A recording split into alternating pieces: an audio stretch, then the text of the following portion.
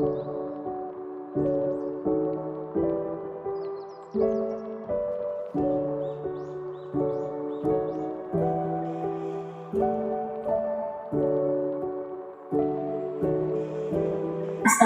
warahmatullahi wabarakatuh.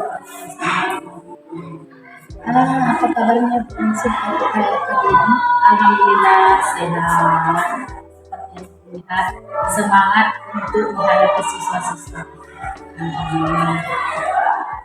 Hari ini kita akan mengadakan coaching supervisi akademik, di mana saya sendiri sebagai coachnya dan Ibu sebagai coachnya. Dalam pelaksanaan ini harapan saya tentu Ibu nyaman, tenang, bahagia, dan senang. Amin. Baiklah Ibu Nisi, kira-kira Ibu mengajar sebenarnya kami Kurang lebih sekitar 13 tahun. Selama menyampingi dari pengalaman Ibu tentu sudah banyak sekali ya, 13 tahun. Kira-kira yang bisa Ibu menceritakan bagaimana menjalankan proses pembelajaran yang paling menyenangkan, yang Ibu sangat menyenangkan. Yang menurut pengalaman saya selama saya mengajar 13 tahun, saya sering dulu mengajar di kelas 1. Itu merupakan kesenangan bagi saya, merupakan semangat bagi saya, walaupun kelas 1 banyak guru-guru yang agak berbeda karena mengajar awal ya. Saya senang mengajar di kelas 1, yang merupakan kesenangan bagi saya itu karena tingkah pola lucunya, dan karena satu lagi saya juga hobi dalam bidang seni. Ketika saya mengajar, saya membawa anak-anak saya bernyanyi, bermain. Nah, karena bernyanyi itu mereka senang melihat lagu-lagu yang dinyanyikan dan mereka pun bersemangat. Itu yang menurut saya menjadi suatu kesenangan bagi saya mengajar di kelas 1 tersebut. Oke, Bu Ningsih, berarti pengalamannya luar biasa ya, mengajar di kelas 1, memberikan variasi-variasi pembelajaran termasuk nyanyi yang menyenangkan, mendongeng anak-anak kelas 1 dan merupakan suatu hobi. Namun sejauh ini kira-kira metode atau model-model pembelajaran apa yang sudah dilakukan? Selama sejauh ini saya mengajar selama 13 tahun ini, sudah banyak mungkin beberapa metode yang sudah saya lakukan, seperti kalau ceramah tentu sudah jelas, metode diskusi, ada kemarin yang baru-baru ini saya coba metode PBL dan PJBL. Semua itu sudah saya lakukan dan itu pun menjadi suatu motivasi. Assalamualaikum, Anak Ibu. Waalaikumsalam warahmatullahi wabarakatuh. Ketua kelasnya siapa?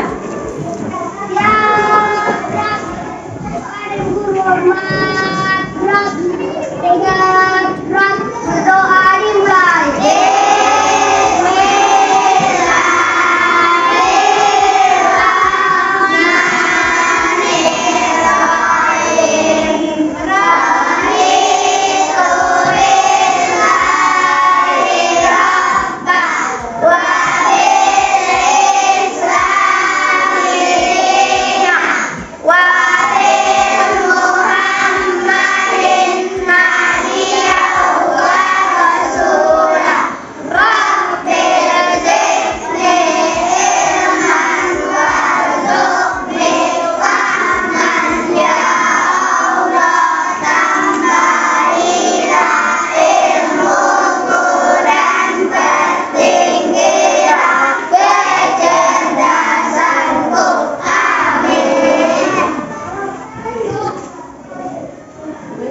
Ibu, coba lihat dulu di sampingnya apa ada temannya yang tidak hadir hari ini. Ada yang mau temannya?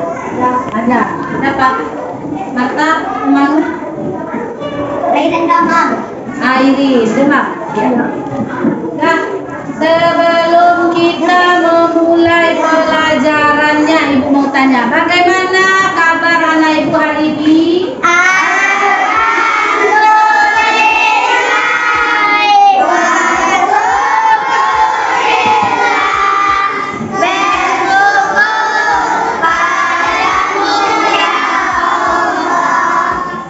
Sudah siap untuk belajar? Untuk belajar? Sudah. Sudah siap untuk belajar? Kita mulai pelajaran kita, yaitu pelajaran kita tema 7, subtema 3, pembelajaran 3 tentang alat komunikasi. Setelah belajar nanti, tujuan dari pembelajaran kita hari ini, setelah ini diharapkan nanti anak ibu tahu dan mengerti apa yang dimaksud dengan alat komunikasi dan apa-apa saja alat komunikasi, serta bisa membedakan mana alat komunikasi modern dan mana alat komunikasi tradisional. Sudah mengerti ya ibu? Sudah paham maksudnya ini? Sudah siap untuk menonton video pembelajaran yang ibu akan tampilkan nanti? Sudah. Kalau sudah siap, mari kita lihat bersama-sama videonya.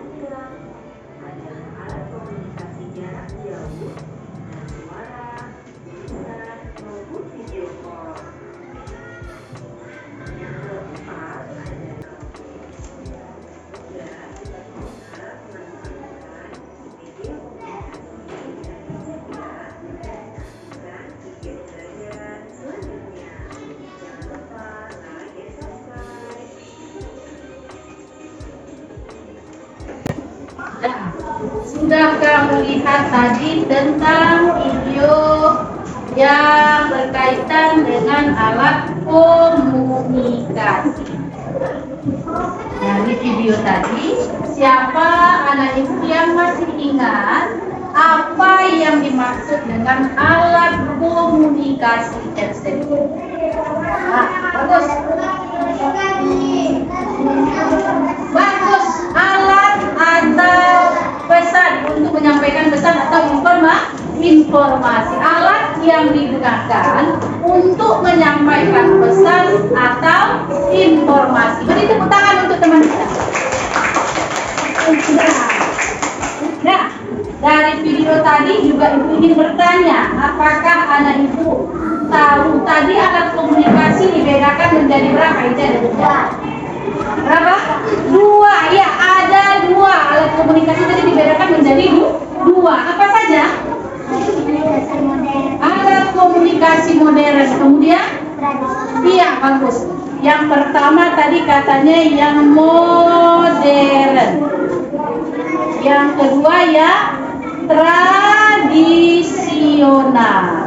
Nah, yang modern ini yang bagaimana? Alat komunikasi modern ini yang bagaimana, Ibu? Ada yang tahu? Iya, seperti televisi. Alat komunikasi modern ini alat komunikasi yang sudah menggunakan teknologi. Siapa anak ibu yang bisa menuliskan ke depan? Apa tadi contoh-contoh alat komunikasi modern? Siapa yang bisa? Maju. Tidak apa-apa. Apa-apa saja dari contoh alat komunikasi modern. Ya, anak ibu Dila, silakan. Ya, yang dalam video yang kamu tonton tadi. Apa-apa saja yang termasuk alat komunikasi modern? Nomor 1 buat Dila. Nomor 1 ditulis temanmu di sini katanya handphone. Betul? Iya, betul. Tepuk tangan untuk Dila. Siapa lagi yang bisa? Asmi, anak ibu silakan. Nomor 2, yang besar tulis nak.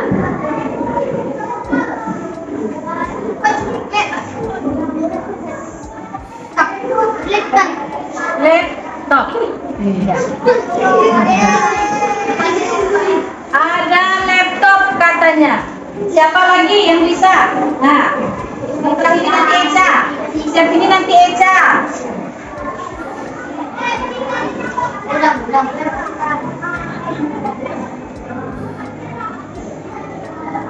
Nah, radio. Bagus.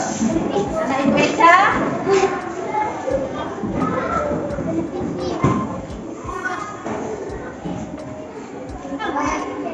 Televisi atau TV. Dan selanjutnya yang alat komunikasi tradisional. Dari video tadi siapa yang masih ingat apa saja yang termasuk alat komunikasi tradisional? Pin. Silakan.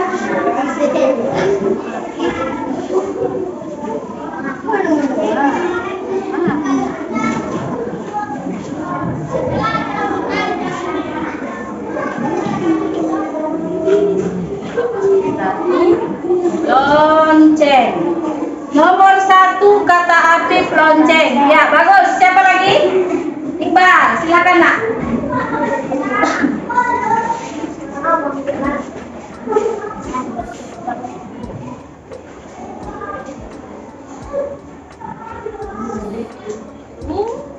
Surat. Bagus. Selanjutnya. Apa lagi? Nah, anak Ibu Eca.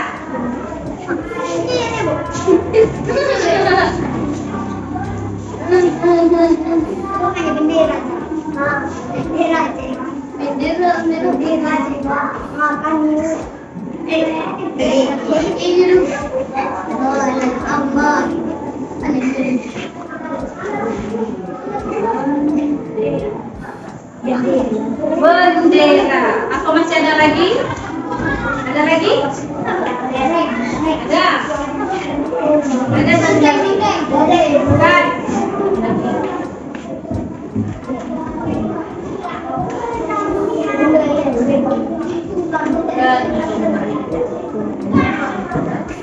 Apa masih ada lagi? Apa? Iya. Apa lagi? Wah, buka puasa pakai apa itu? Nah, satu lagi yang alat yang tradisionalnya.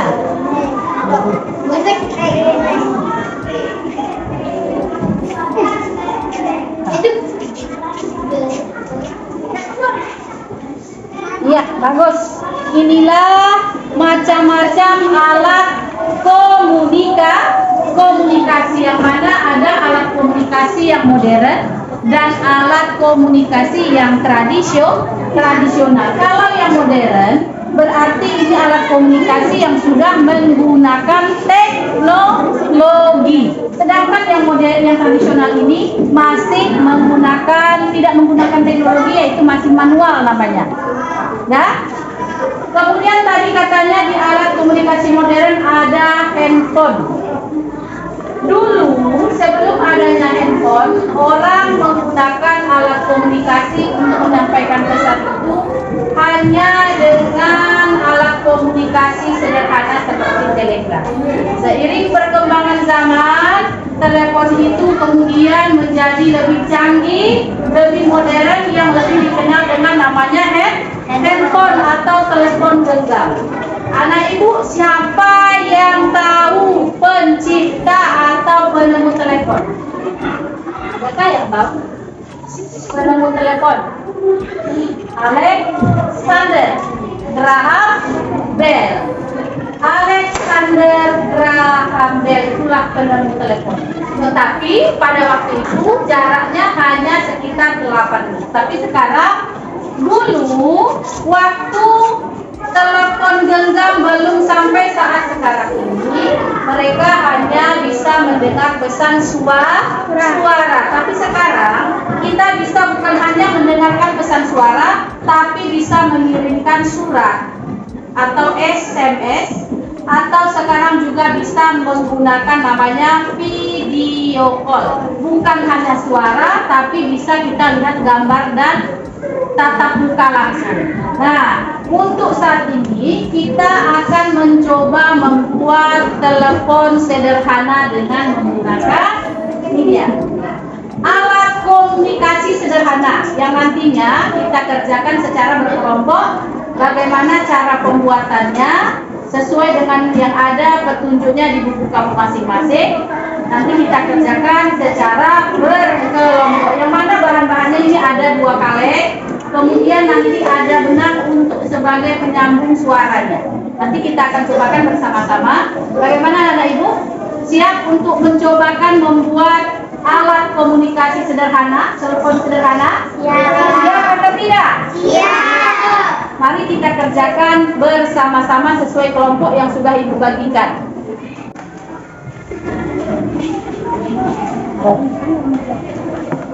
Ya.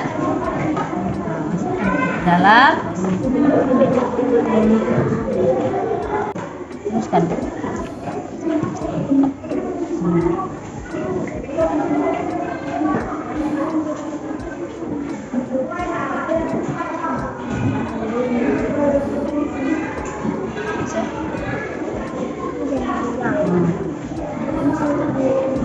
Sampai ke bawah.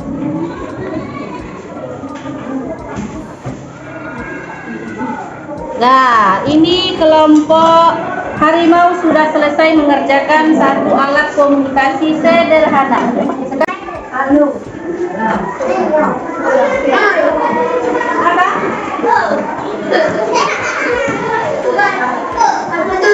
Apa bedanya?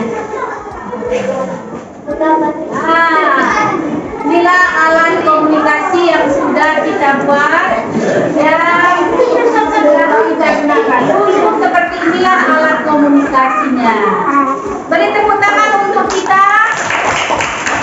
Pelajaran kita hari ini sudah selesai. Tapi sebelum ibu tutup, ibu ingin bertanya dulu kepada anak ibu. Dari pelajaran kita tadi, siapa yang masih ingat apa tadi yang dimaksud dengan alat komunikasi? Untuk menyampaikan pesan. Iya, bagus.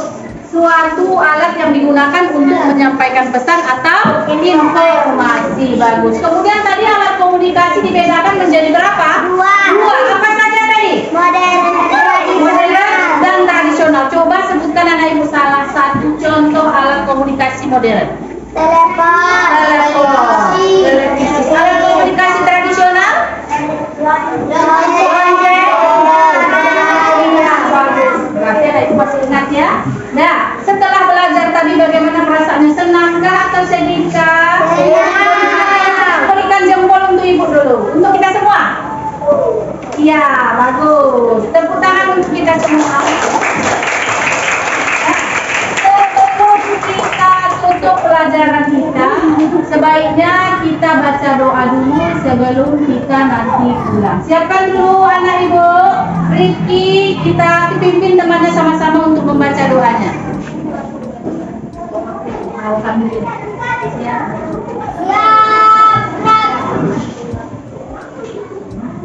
Matras kepada ibu bermatras tiga prak.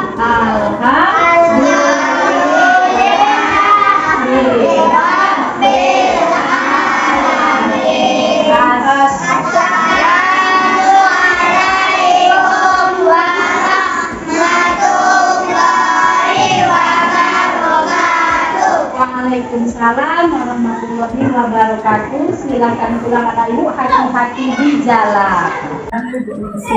Baik ibu, alhamdulillah. Iya, setelah kita lakukan tadi pasca, kemudian observasi bagaimana perasaan ibu? Setelah melakukan observasi tadi, saya merasa senang, gembira, dan terus bersemangat untuk mengekspor kemampuan saya. Itu sudah bisa sekali ya. Namun tentu sebagai guru, dengan apa yang ibu sampaikan, tentu ibu merasakan ada yang sudah baik dan yang sudah terpilih, sudah tercatat. Kira-kira dari hal-hal yang ibu lakukan tadi, apa saja yang sudah dilakukan?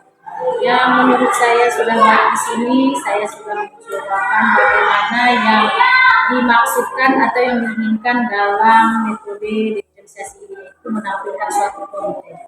Nah, itu saya sudah mencobakan tadi seperti yang sudah dilihat, saya menampilkan konten di mana tentang alat komunikasi. Sudah itu saya sudah menampilkan video pembelajaran yang sudah dilihat anak-anak. Sudah itu kemudian ada yang namanya produk. Tadi sudah kita sama-sama kita lihat dengan pembuatan alat komunikasi sederhana yang dilakukan oleh peserta didik saya. Iya. Kalau menurut pemandangan saya tadi sih sudah luar biasa karena memang anak senang. Namun di balik kesuksesan, di balik kebaikan, kita tidak boleh pasti. Rasanya kira-kira informasi dari yang diajarkan apa-apa saja yang diajarkan. Yang menjadi kelemahan saya di metode ini satu, saya merasa untuk konten ini kurang luas lagi, kurang lebih menantang lagi. Kemudian ketika melakukan produk, saya melihat masih ada juga sebagian anak saya yang tidak aktif dalam belajar. Sementara yang dalam harapan saya, di mana setiap proses pembelajaran, proses atau pembuatan suatu produk ataupun proses diskusi anak saya ikut aktif, tidak ada yang masih terlihat diam. Saya ingin anak saya ini mengikuti semua kegiatan saya lakukan. Itu yang saya rasakan kekurangan dan kelemahan saya, bagaimana 100% anak saya ini bisa mengikuti pembelajaran, cara-cara atau kegiatan-kegiatan yang saya lakukan pada pembelajaran. Baiklah, berarti dari kendala yang dihadapi atau kelemahan-kelemahan ini adalah kurangnya konsistensi siswa.